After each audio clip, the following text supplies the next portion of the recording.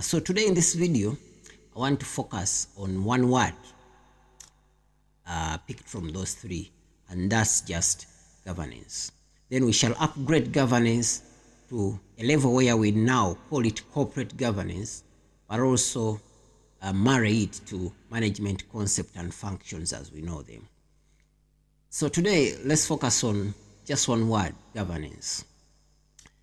And I'm trying to look for a very, very simple example, for example, to illustrate this as we go this further. And some of you have also said that I use so many examples from the health sector and all. Of course, I'm a little inclined there, but I'll try to try and be across board for us to appreciate these things, because I know that most of people watching also these videos are not necessarily from the health sector. So let's give an example. If you opened up a retail shop and God blesses you and it starts to grow, you realize that there will come a time when one bag of salt or sugar or flour, they become 2, they become 3, they become 4, they become perhaps to a level where you will have to graduate from a retail shop to a wholesale.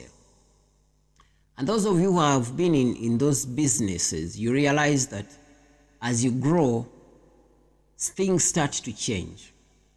When you are running a retail shop, for example, you are everything. It's a one-man show.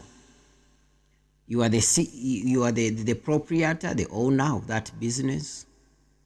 You are the CEO, doing the entire overall management of this business.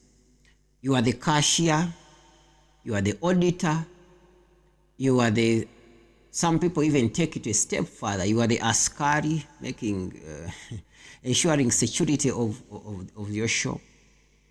You are the human resource manager, you are everything virtually.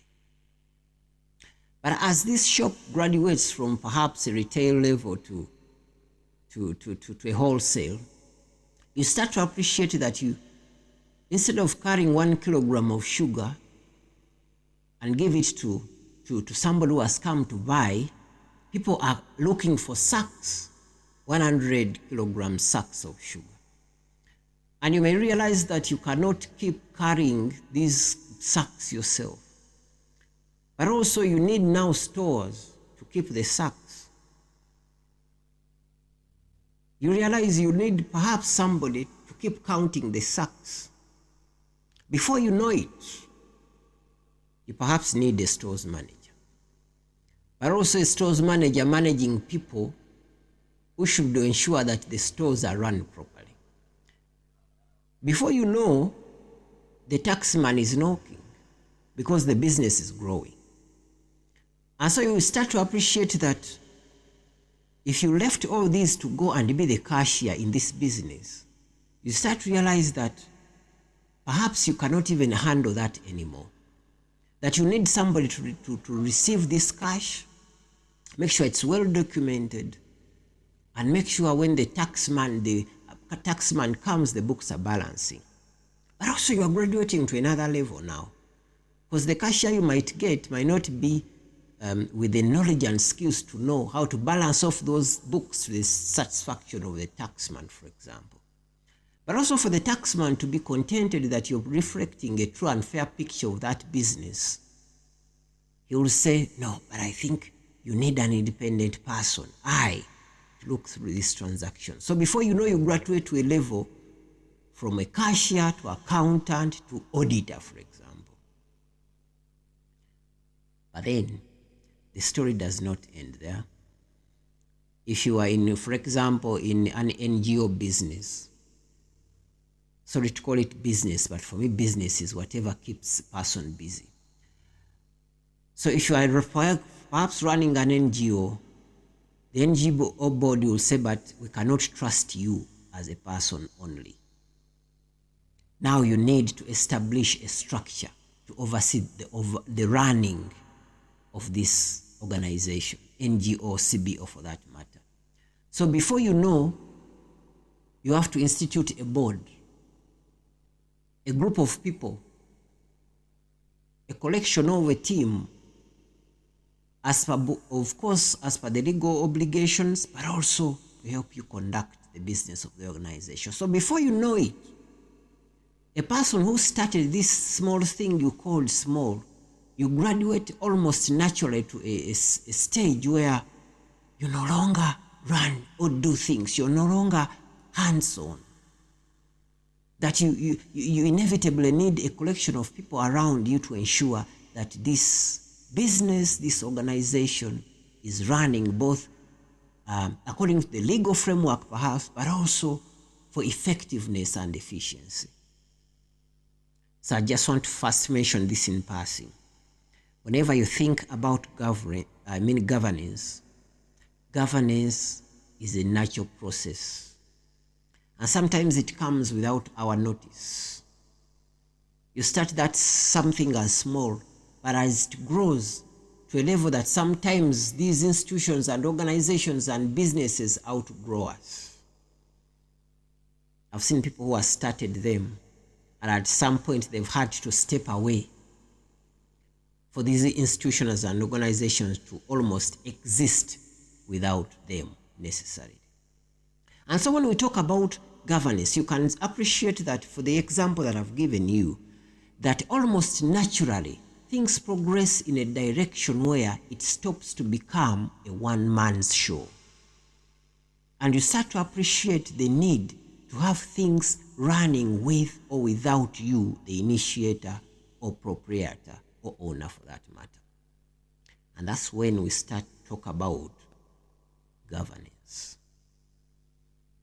And so in brief, just put it in a layman's language, for lack of a better word.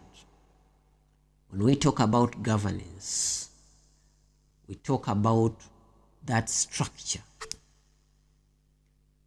of systems, that structure of processes, that structure of practices, that structure of relationships that inevitably comes with the progress and growth of our institutions, organizations, or businesses. And like I've mentioned, sometimes that growth is natural and you can't contain it. The other day I was talking to my friend who owns a big health facility, and there were challenges around running it, and he said, I think I'm going to close this. But then I mentioned to him and said, but are you aware that now it's not your personal decision to close this health facility? Are you aware that even government can come in and say, for the well-being of our citizens, you can opt out as the proprietor, but government is taking over this health facility for the welfare of its citizens. And that's the point. So when we talk about governance as a concept, we talk about, because you realize that as that entity grows and grows, you can no longer sit in your office or in your bedroom or in your living room and just make a decision for that institution, organization, or business. That you will need people to appreciate. In fact, you become just a vendor of ideas that you want to either incorporate or change or something. And you try to convince other people to fit within the structures that are meant to be, such that they buy your idea for the organization or institution to grow. That's when we start to talk about governance. And so inevitably, at that level, governance creates almost 3 levels. You, the owner, and of course the level of people who are not hands-on, but they matter. But also you create a level of people who are hands-on for the day-to-day business of that institution or organization. And therefore, when we talk about governance, we are talking about those structures, that system, that system which is created, those structures which are created, those policies which are created for institutions to almost exist independent of their owners or founders for that matter. Thanks for watching.